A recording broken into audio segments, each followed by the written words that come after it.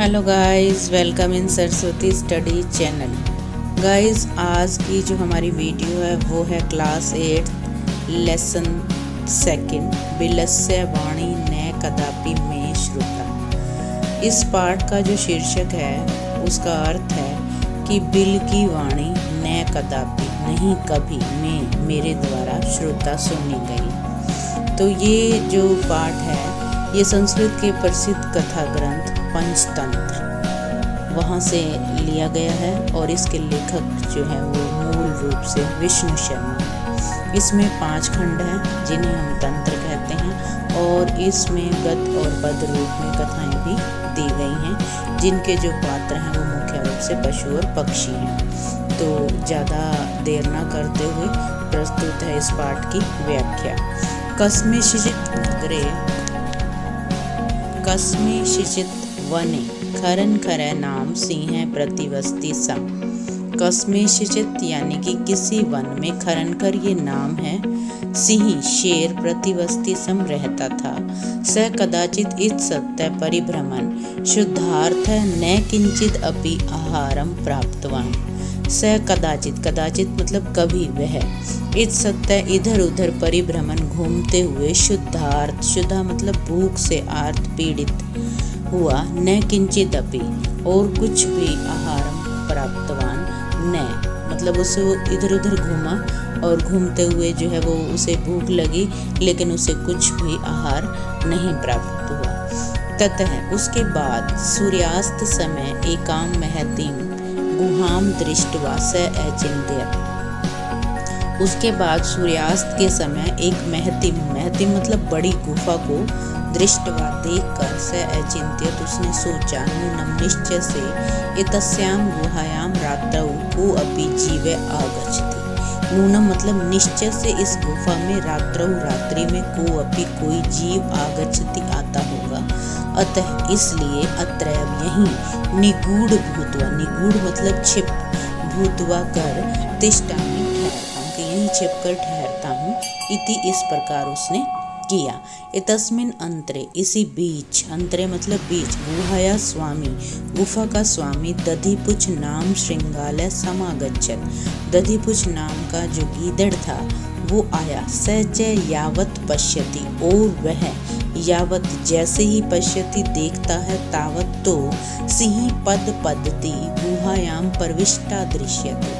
सिंह पद पद्धति पद मतलब पैर शेर के पैरों के पद्धति निशान गुहायाम गुफा में प्रविष्टा दृश्यते प्रवेश करते हुए तो दिखाई दे रहे हैं न च बहिरागता और बाहर आते हुए नहीं दिखाई दे रहे थे।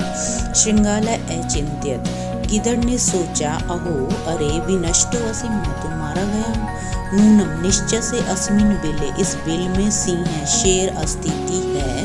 तर्कयामि ये मैं तर्क के साथ कह सकता हूँ। तथा किम करवाणी तो क्या करना चाहिए। एवं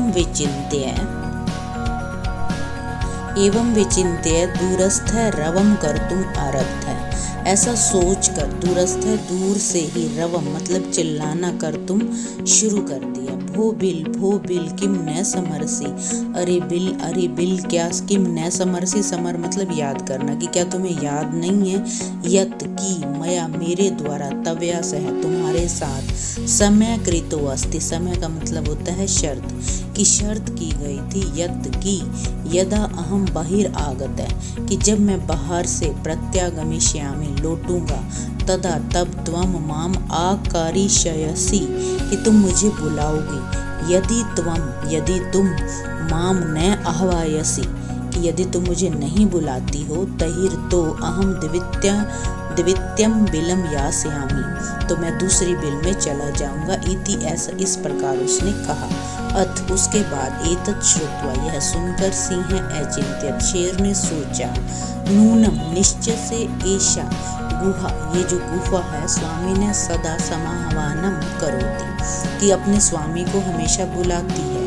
परंतु मद भयात मेरे भय से न किंचित वदति ये कुछ नहीं बोल रही। अथवा साधु इदम उच्यते अथवा यह सही कहा गया है कि भय त्रस्त मनसा हस्तपाद आदि का क्रिया परिवर्तन्ते न वाणी च वेपथुश्च अधिको भवेत कि इसका अभिप्राय ये है कि भय त्रस्त मनसा, कि जो भय से ग्रस्त मन वाले लोग होते हैं उनकी हस्तपाद आदि का क्रिया, कि हाथ और पैरों की जो क्रियाएं हैं न प्रवर्तनते, उनका साथ नहीं देती, न वाणी च और ना ही वाणी, वेपथुम च अधिको भवेत और बहुत अधिक कंपन वाली होती हैं। मतलब हाथों पैरों और वाणी में कंपन ज़्यादा होती है और उनकी क्रियाएं उनका साथ नहीं देती। अर्थात कहने का मतलब ये है कि जिनके मन में डर घुस जाता है तो वो लोग जो है ना काम करते हुए कांपते हैं, उनके हाथ पैर जो है ना वो उसकी कंपन से महसूस हो जाता है कि उन्हें जो है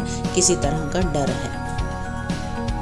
तद अहम अस्य आह्वानम करोमि, तो मैं इसका आह्वान करता हूँ। एवं इस प्रकार स बिले प्रवेश्य में भोज्यम भविष्यति, इस प्रकार वह बिल में प्रवेश करके मेरा भोजन होगा। इत्थम विचार्य, ऐसा विचार कर सिंह शेर ने सहसा अचानक से श्रृंगालस्य आह्वानम अकरोत्, शेर का जो है गीदड़ का आह्वानम अकरोत्, गीदड़ का आह्वान किया, मतलब उसे बुलाया। सिंहस्य उच्च गर्जनम प्रतिध्वनिना, और जैसे ही शेर ने गर्जना की उसे बुलाने के लिए, तो उसकी उच्च गर्जन से जो प्रतिध्वनि हुई, सह गुहा उच्चई श्रृंगालम आह्वयत, उस गुफा ने उच्चई, जैसे उसने गीदड़ को पुकारा तो उसकी प्रतिध्वनि, मतलब जैसे आवाज़ गूंजती है ना, तो उसकी प्रतिध्वनि से जो है गुफा के में से भी आवाज़ आई गीदड़ की। अनीन, और इससे क्या हुआ, अन्य अपि पशु, जो दूसरे पशु थे वो आसपास जो बैठे हुए थे वो भयभीताय भवन, वो जो है डर गए। और श्रृंगालो अपि ततः दूरम पलायमान, और जो गीदड़ था वो भी दूर भाग गया। और इमम अपठत, और उसने भागते हुए ये बोला, अनागतम य कुरते स शोभते, अनागतम मतलब जो नए आए हुए का, य कुरते समय रहते निवारण कर लेता है। अर्थात कहने का मतलब ये है कि जो नए आए हुए दुख का समय से पहले निवारण कर लेता है, स शोभते वह शोभा पाता है, स शोच्यते और वह दुखी होता है, यो न करोति अनागतम की, और जो नए आए हुए का जो है पहले से निवारण नहीं करता, स शोच्यते मतलब वह दुखी होता है। वने अत्र संस्थस्य समागता जरा, कि वन में अत्र यहाँ पर संस्थस्य कि यहाँ रहते हुए, समागता मुझे जो है जरा मतलब बुढ़ापा आ गया, लेकिन मैं मेरे द्वारा न कदापि कभी भी बिलस्य वाणी श्रोता, बिल की वाणी को नहीं सुना गया। तो इस तरह का वो जो है वचन दोहराते हुए दौड़ता है। तो गाइज आशा करते हैं कि आपको इसकी जो व्याख्या है वो समझ में आ गई होगी। हमारे चैनल को सब्सक्राइब अवश्य और अवश्य करें, वीडियो को लाइक करते रहें।